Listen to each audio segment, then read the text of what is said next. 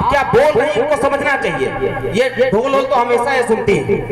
मैंने पहले भी बोला अगर मेरी बात कड़वी लगे तो मुझे माफ करना, लेकिन ये जरूरी है, हमारे बच्चों को समझना चाहिए। यहाँ पे लोग बैठे, ये बच्चे बैठे हैं बेचारे, ये देखो, यहाँ आओ बेटा, यहाँ आओ। क्या नाम है आपका बताओ, क्या करते हैं, क्या कौन सी क्लास में पढ़ते हैं? बाबा साहब अम्बेडकर का जन्म कब हुआ था बताओ? नहीं पता ना बाबू? हाँ तो अभी बताता हूँ। किसी को पता है डॉक्टर बाबा साहब अम्बेडकर का जन्म कब हुआ था? हाथ उठाओ। ये बच्चे इस देश का भविष्य है, बात आप जान लीजिए। अगर इन बच्चों को अगर आप शिक्षित नहीं कर पाए तो आप कहीं कुछ नहीं कर पाएंगे, बात आप जान लीजिए।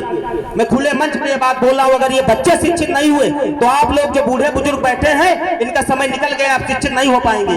अगर ये चाह कर भी हम नहीं पढ़ पाएंगे, ये आने वाली पीढ़ी है, ये आने वाले बच्चे हैं। इसमें से हमारा एक बच्चा IAS बनेगा, इसमें हमारा बच्चा DM बनेगा, SDM बनेगा, लेखपाल बनेगा, तहसीलदार बनेगा, वकील बनेगा।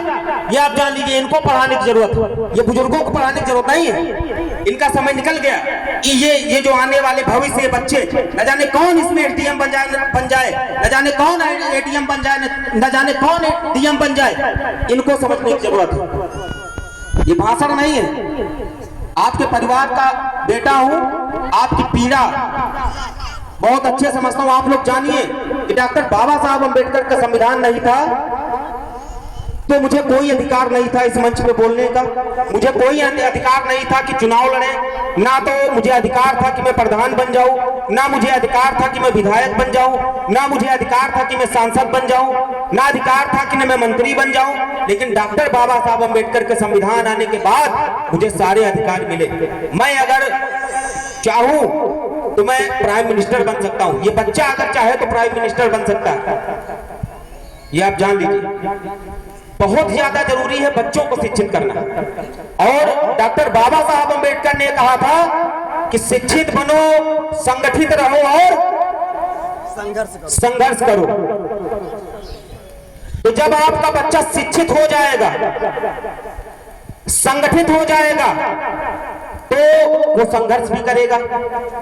और सबसे पहली चीज डॉक्टर बाबा साहब अम्बेडकर का जो पहला मूल मंत्र था, शिक्षित बनो। जब आपका बच्चा शिक्षित हो जाएगा तो दोनों मूल मंत्र आपको उसको बताने नहीं पड़ेंगे, वो ऑटोमेटिक जान जाएगा कि शिक्षा, जब उसके अंदर शिक्षा हो जाएगी तो उसको पता चल जाएगा कि हमको संगठित भी होना है और संघर्ष भी करना है। जब आपका बच्चा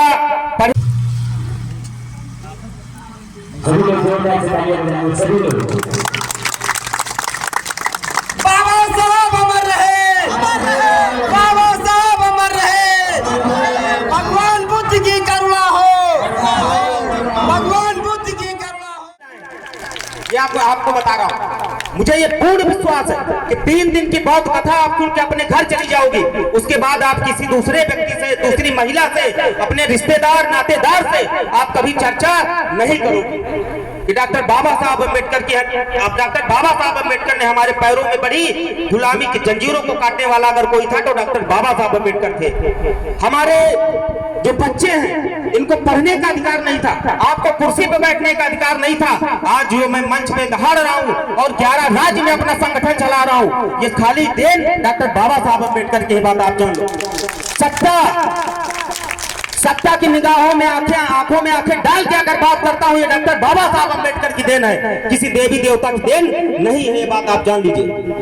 तो मैं आपसे अपील करने आया हूं कि आप लोग बहुत ध्यान से, शालीनता पूर्वक, और मैं यहाँ के जो म्यूजिक सिस्टम के ये जो संचालक है इनसे मैं ये निवेदन करूंगा कि जब बहन कोई बात जानकारी वाली बताए तो कृपया इसका इको डाउन कर दे, समझ रहे हैं, इसका इको डाउन कर दे। और मैं आप लोगों से भी निवेदन करूंगा कि ये खाली गाना बजाना मत सुनाइए, जब बहन कोई जरूरी बात करें।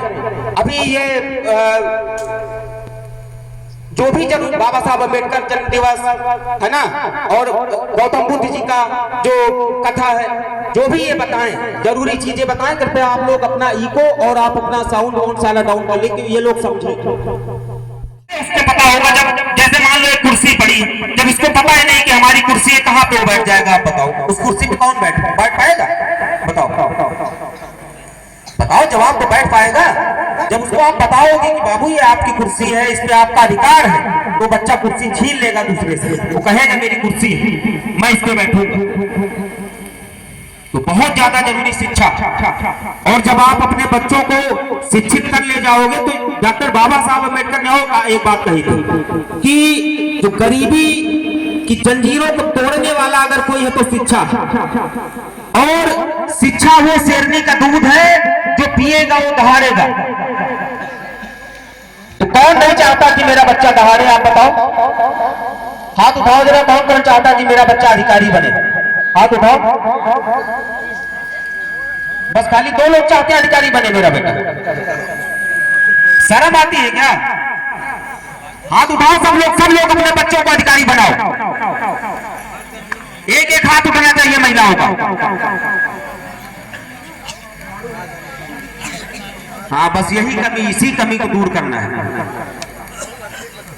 डॉक्टर बाबा साहब अम्बेडकर ने हमको तमाम अधिकार दिलाए। डॉक्टर बाबा साहब अम्बेडकर ने 4-4 बच्चों की कुर्बानी देके, डॉक्टर बाबा साहब अम्बेडकर ने उन विषम परिस्थितियों में मेरे लिए संविधान दिया। लेकिन सोचने का विषय है ये है कि आज हम उनको क्या लौटा रहे हैं। डॉक्टर बाबा साहब अम्बेडकर ने तो हमको बहुत कुछ दिया बड़ी बड़ी मंचों से, जैसे कि आज हमारी बहन जूली गौतम और तमाम अन्य साथी भाषणों में बोलते हैं कि डॉक्टर बाबा साहब अम्बेडकर ने हमको राजा बना दिया। लेकिन डॉक्टर बाबा साहब अम्बेडकर को हम क्या दे रहे हैं? डॉक्टर बाबा साहब अम्बेडकर को खासा याद रहना चाहिए आप लोगों को, जो आखिरी समय में आगरा में उन्होंने कहा था कि मेरे बहुजन समाज के साथियों, मेरी माताओं बहनों, मेरे बच्चों, मैं इस कारवां को बहुत मुश्किल से यहाँ तक लाया हूँ। इस कारवां को यहाँ तक लाते हुए न जाने मुझे कितनी कठिनाइयों का सामना करना पड़ा, न जाने मुझे कितनी बेइज्जती झेलनी पड़ी। मेरे साथियों, अगर इस कारवां को आप आगे ना ले जा पाना तो इस कारवां को यही छोड़ देना, लेकिन इस कारवां को पीछे मत जाने देना। तो आप लोग बताओ, क्या वो कारवां वही है कि पीछे जा रहा है? पीछे जा रहा है ना, पीछे। डॉक्टर बाबा साहब अम्बेडकर का कारवां पीछे जा रहा है। मान्यवर साहब श्री कांसीराम जी, एक नाम और बताता हूं। डॉक्टर बाबा साहब अम्बेडकर के बाद हमारे दूसरे महापुरुष जो रहे मान्यवर साहब श्री कांसीराम जी, उन्होंने डॉक्टर बाबा साहब अम्बेडकर की किताबों को पढ़ा, उनके जीवन संघर्ष को पढ़ा, उनके जीवनी को पढ़ा और उनसे उस जीवन संघर्ष से प्रेरित हुए और डॉक्टर बाबा साहब अम्बेडकर को पढ़ने के बाद उन्होंने अपनी नौकरी से त्याग पत्र दे दिया। और उन्होंने ये बीड़ा उठाया कि डॉक्टर बाबा साहब अम्बेडकर का जो झुका हुआ कारवां था उसको मैं आगे ले जाऊंगा, और वो कहीं हद तक सफल भी हुए। उस समय कोई साधन नहीं था, कोई संसाधन नहीं था चलने के लिए। वो साइकिल से पूरे देश में घूम घूम के डॉक्टर बाबा साहब अम्बेडकर को बताने का काम किया। आज मुझे कहते हुए कोई संकोच नहीं हो रहा है कि अगर मान्यवर साहब श्री कांसीराम जी इस धरती पे, इस प्रदेश में, इस देश में ना होते तो डॉक्टर बाबा साहब अम्बेडकर को कोई नहीं जानता। कोई नहीं जानता डॉक्टर बाबा साहब अम्बेडकर कौन थे। डॉक्टर बाबा साहब अम्बेडकर को अगर किसी ने बताने का काम किया तो हमारे रहबर, हमारे मसीहा मान्यवर साहब श्री कांसीराम जी थे। उन्होंने बताया कि डॉक्टर बाबा साहब अम्बेडकर ने क्या संघर्ष किया हमारे लिए, और उन्होंने करके दिखाया। 4-4 बार उत्तर प्रदेश में बहुजन समाज पार्टी की सरकार बनाने का काम अगर कोई किया तो मान्यवर साहब श्री कांसीराम जी ने किया। ये बात आप जान लीजिए। समय ना लेते हुए अपनी बात को यहीं पे खत्म करेंगे। एक अपील करेंगे कि आप लोग बहुत ध्यान से हमारी बहन जूली गौतम जी को सुनिए और कुछ सीखिए।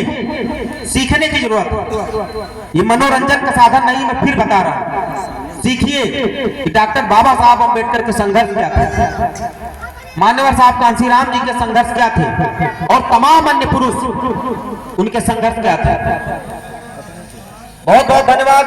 जय भीम, जय भारत, जय संविधान, जय जय जय जय जय भीम, जय जय जय जय जय भीम, जय जय जय जय जय भीम, जय जय जय जय जय भीम, जय भीम। जुल्म जब जब जुल्म करेगा सत्ता के हथियारों से, गूंज उठेगा जय भीम के नारों से।